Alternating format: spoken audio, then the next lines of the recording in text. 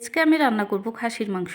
আসসালামু আলাইকুম এভরিওয়ান, সবাই কেমন আছেন? প্রথমেই আমি খাসির মাংসগুলোকে ধুয়ে রেডি করে নিয়েছি। এখানে ছিল 1 কেজি পরিমাণ খাসির মাংস। সাথে আমি সবগুলো উপকরণ রেডি করে নিয়েছি। পেঁয়াজ কুচি, কাঁচামরিচ কুচি, দারচিনি, সাদা এলাচ, কালো এলাচ, আদা রসুন পেস্ট, লবঙ্গ, গোলমরিচ। আর পাশেই ছিল মশলাগুলি।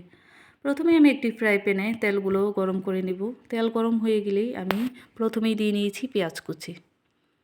পেঁয়াজগুলো দেওয়া হয়ে গেলে আমি একে একে সব মশলাই দিব। দিয়ে নিলাম 5-7টা এলাচ, দিয়ে নিব 2টা কালো এলাচ, দিয়ে নিব দারচিনি, এখন দিয়ে নিব লবঙ্গ 5-7টা, খুব বেশি একটা দেব না, দিয়ে নিব গোলমরিচ।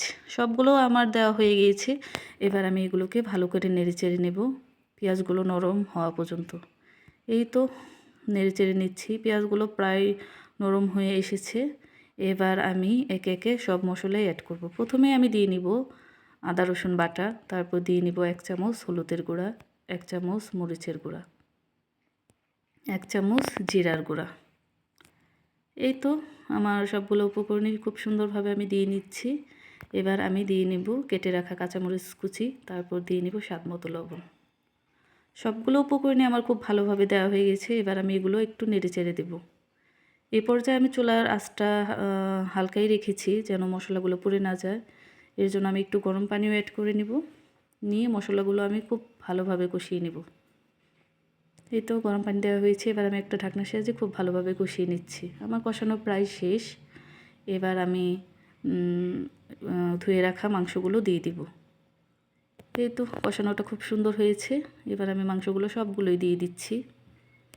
খুব ভালোভাবে ছড়িয়ে ছিটিয়ে দিব এবং এগুলোকে আমি খুব ভালোভাবে নেড়ে চেড়ে নেব যেন মাংসের গায়ে প্রতিটা মশলাই যেন সুন্দরভাবে লেগে যায়। এই তো নাড়াচাড়া শেষ। এবার আমি একটা ঢাকনার সাহায্যে মাংসগুলোকে খুব ভালোভাবে কষিয়ে নেব।